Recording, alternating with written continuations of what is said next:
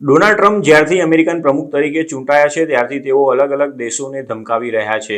તેમણે Canada, Mexico અને ચીન ઉપરાંત ભારત તથા બ્રિક્સ દેશોને પણ ટેરિફની ધમકી આપી છે. હવે તેમણે સેન્ટ્રલ અમેરિકાના એક ટચુકડા દેશ પનામાને પણ ચીમકી આપી છે. ટ્રમ્પે પનામા કેનાલ ટોલ્સ સામે રોષ વ્યક્ત કર્યો હતો.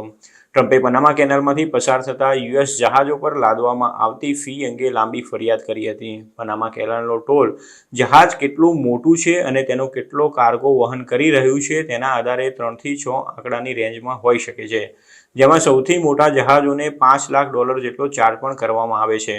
અમેરિકાની ઇકોનોમી અને રાષ્ટ્રીય સુરક્ષામાં તેની મહત્વપૂર્ણ ભૂમિકાને કારણે પનામા કેનાલને યુનાઇટેડ સ્ટેટ્સ માટે મહત્વપૂર્ણ રાષ્ટ્રીય સંપત્તિ ગણવામાં આવે છે. સુરક્ષિત પનામા કેનાલ યુએસ કોમર્સ માટે ઘણી નિર્ણાયક છે અને એટલાન્ટિકથી પેસિફિક સુધી નેવીની ઝડપી જમાવટ અને યુએસ પોર્ટ્સ પર શિપિંગ સમયમાં ભારે ઘટાડો કરે છે, તેમ ટ્રમ્પે જણાવ્યું હતું. જાન્યુઆરીમાં સત્તા સંભાળવા જઈ રહેલા ટ્રમ્પે ભૂતપૂર્વ પ્રમુખ કાર્ટરની પણ ટીકા કરી હતી. ટ્રમ્પે કહ્યું હતું કે કાર્ટરે પનામા કેનાલને ફક્ત $1 આપી દેવાની મૂર્ખામી કરી હતી. 1977માં કાર્ટરે પનામા કેનાલ સંધિ પર હસ્તાક્ષર કર્યા હતા, જેના કારણે 1999 સુધીમાં પનામા કેનાલ પર અમેરિકાનો કંટ્રોલ તબક્કાવાર સમાપ્ત થયો હતો. આની સાથે સાથે કાર્ટરે ન્યુટ્રાલિટી ટ્રીટી પર પણ હસ્તાક્ષર કર્યા હતા અને તેના કારણે પનામા કેનાલમાંથી પસાર થનારા તમામ દેશોના જહાજો ઉપર એક જ સમાન ચાર્જ લેવામાં આવે છે. જોકે ટ્રમ્પનું કહેવું છે કે અમેરિકાને પસંદગીની ટ્રીટમેન્ટ મળવી જોઈએ. તેમનું કહેવું છે કે યુએસ નેવી અને કોમર્સ સાથે અયોગ્ય અને અન્યાયી વર્તન કરવામાં આવે છે. પનામા દ્વારા વસૂલવામાં આવતી ફી હાસ્યાસ્પદ છે. આ સાથે ટ્રમ્પે તેવો પણ વિચાર રજૂ કર્યો છે કે જો અમેરિકન જહાજો સાથે યોગ્ય વર્તન કરવામાં ન આવે તો અમેરિકાએ કેનાલની માલિકી પાછી લઈ લેવી જોઈએ. પનામા કેનાલ અન્ય લોકોના લાભ માટે આપવામાં નથી આવી, પરંતુ માત્ર અમેરિકા અને પનામા સાથેના સહકારના સંકેત તરીકે આપવામાં આવી હતી.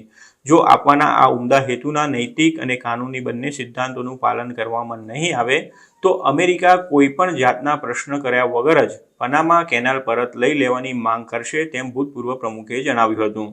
ટ્રમ્પે એ પણ નોંધ્યું હતું કે પનામા કેનાલ બનાવવા પાછળ સૌથી વધારે ખર્ચ અમેરિકા દ્વારા કરવામાં આવ્યો હતો.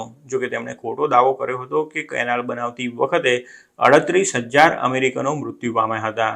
નેશનલ ઇન્સ્ટિટ્યૂટ ફોર હેલ્થનો અંદાજ છે કે પનામા કેનાલના અમેરિકન બાંધકામ દરમિયાન કામ કરતી વખતે મૃત્યુ પામેલા લોકોની સંખ્યા લગભગ 5600 હતી. જોકે તે પણ સ્પષ્ટ નથી કે મૃત્યુ પામેલા લોકોમાં કેટલા અમેરિકન હતા, કારણ કે લેબર ફોર્સનો મોટો ભાગ કેરેબિયનમાંથી ભરતી કરવામાં આવ્યો હતો. ટ્રમ્પે આશરે 22,000 વર્કર્સનો પણ ગણતરીમાં સમાવેશ કર્યો હશે, જેઓ જ્યારે ફ્રેન્ચોએ 1880ના દાયકામાં કેનાલ બનાવવાનો પ્રયાસ કર્યો હતો ત્યારે મૃત્યુ પામ્યા હતા. ડિપાર્ટમેન્ટ ઓફ ગવર્નમેન્ટ એફિશિયન્સીએ તાજેતરમાં દાવો કર્યો હતો કે પનામા કેનાલ યુએસ ટેક્સપેયર્સના $15.7 બિલિયન ખર્ચ કરે છે. યુએસ સરકાર કેનાલની સબસિડી આપતી નથી, તેમાંથી પસાર થતા જહાજોને ટોલ ચૂકવે છે.